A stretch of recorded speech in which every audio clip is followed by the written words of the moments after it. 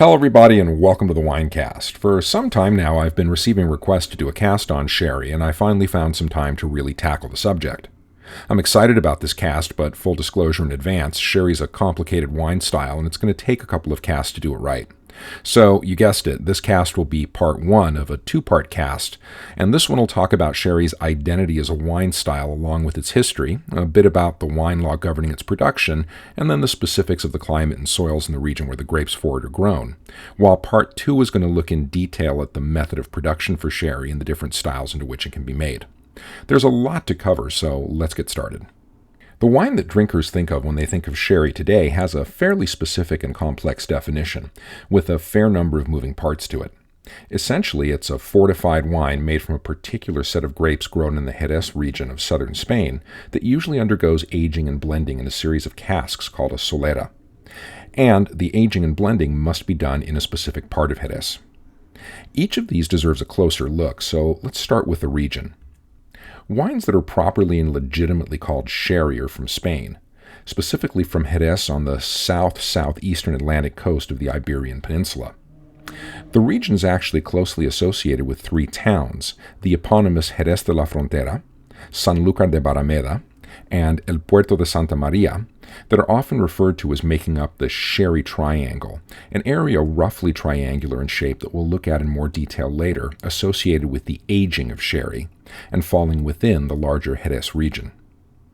There's also another region, a separate DO or denomination of origin, about 100 miles away from Jerez, called Montilla Moriles, that's important to sherry production because, uniquely for a region working in the European Union quality framework, a particular sweet style of sherry can be made from grapes grown in Montilla Moriles and exported to Jerez for production and aging and still receive the Jerez designation, even though that's not where the grapes came from.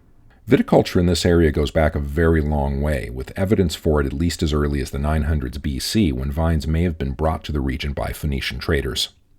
The name for the region and for its most famous wine, sherry, has a complex history too, being an anglicization of a local Arabic place name, Sherish, that itself was probably an attempt by Muslim rulers of the area during the Middle Ages to pronounce an even older and possibly Phoenician place name. This explains how the English name for the wine and region ended up with a sh sound at the beginning of it, and it's also the reason behind the curious French spelling for this word that begins with the letter X. The X was an attempt by writers of medieval Spanish to come up with a letter to represent the sh sound, a sound that isn't native to Spanish, and that over time drifted to a h sound represented by the letter J in the current Spanish pronunciation, Jerez. The French picked up the word when it was still spelled with an X, and, fun fact, their pronunciation of it drifted as well, and I'm told that it's more of a j sound than a sh sound now. So curiously, the only European language that still pronounces the name more or less like it was originally pronounced is English, with the pronunciation sherry. Go fig. Speaking of the English, they've been very important to the history of sherry indeed, and can be fairly described as among this style's biggest fans. The English had become involved with the Spanish wine trade by the mid-1300s, and that trade involved wines from Jerez, as well as from other areas of southern Spain, that became known as sacks, a term that you'll still hear connected to sherry from time to time. The term's origin isn't completely clear, and it may come from the Spanish word seco, that means dry, suggesting that the first wines imported from this and other Spanish regions were dry wines. And while that's an interesting possibility, it's more likely that it comes from the Spanish verb sacar, that means to remove, and was probably a term picked up by English merchants who overheard Spanish merchants referring to their wines as being removed or exported to England. Though there's a related term, saca, from the same verb that's used in connection to the Solera system that we'll talk about later, sac isn't related to that since it was in use centuries before the Solera system was developed.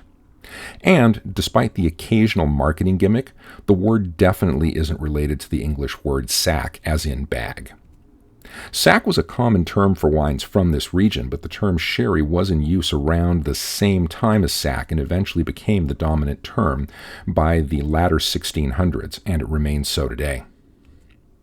Though the English began trading for wine with the Spanish in the 1300s, wines from Jerez got a boost in popularity when Sir Francis Drake conducted a famous raid on the port city of Cadiz in 1587 and, according to some sources anyway, captured 2,900 pipes, or 650-liter barrels, of local wine and took them with him to England.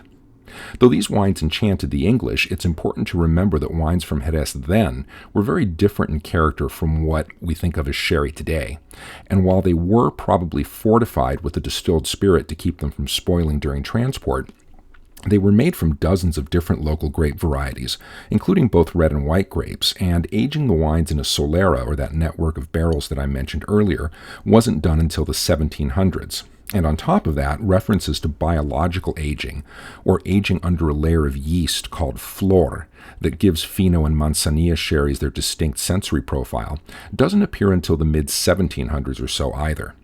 These practices were fully in place, though, by 1933, when the Jerez region received its own DO, specifically for the production of wine in the style that we've been describing, that is, fortified Solera-aged wine.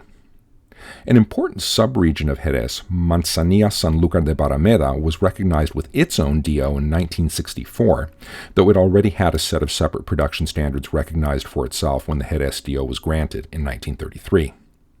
Other wines can be and are made in the region, but unless they meet the requirements specific to these DOs, they don't have access to the Jerez or Manzanilla designations. Speaking of designations, the Jerez region is divided into two zones, and these zones need some unpacking to make sense out of them. The zones are called the Zona de Producción, or Zone of Production, and the Zona de Crianza, or Zone of Maturation or Aging. The Zona de Producción, or Production Zone, covers the entire region of Jerez, and grapes for Jerez DO wines can be made in designated vineyard sites throughout the area. It's also possible to produce wine throughout this area, but that wine won't have access to the Jerez designation. In other words, it won't be sherry, unless that wine is matured in a smaller zone, the Zona de Crianza. The Zona de Crianza is a limited area, or more accurately a group of areas, around the three towns of the Sherry Triangle, Sanlúcar, Jerez, and Puerto de Santa Maria.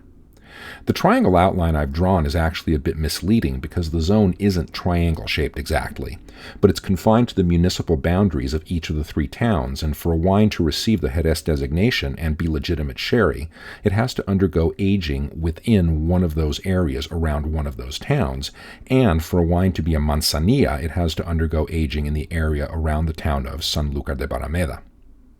Wines made and or aged outside of the Zona de Crianza, like this famous local sweet red wine, Tintilla de Rota, made from a local variety of Graciano, can identify themselves as being from Jerez, but they don't have access to the Jerez DO designation, and thus they aren't sherry. Together, the Zona de Producción and the Zona de Crianza are collectively known as the Marco de Jerez, the traditional name for the region. So much for the history and at least some of the wine law for this region, but what's it like to grow grapes there? Well, the Jerez region is around 36 degrees north latitude, about the same latitude as Las Vegas in the United States, and that's fairly far south compared to much of Europe, so it gets hot down there, and in addition to hot, it also gets both dry and humid.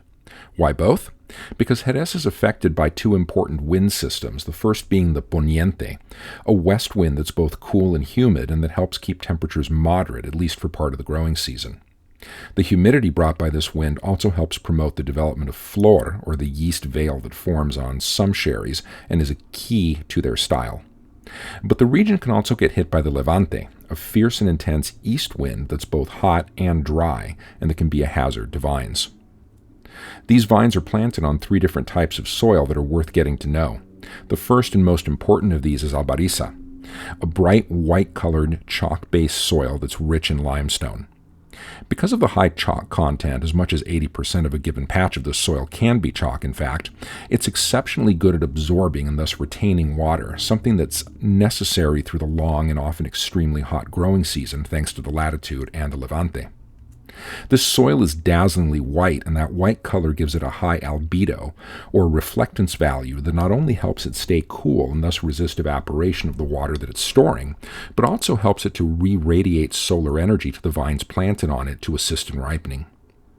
A very large majority of the plantings in Jerez, over 90% in fact, are planted on this soil, but it's not a very fertile soil.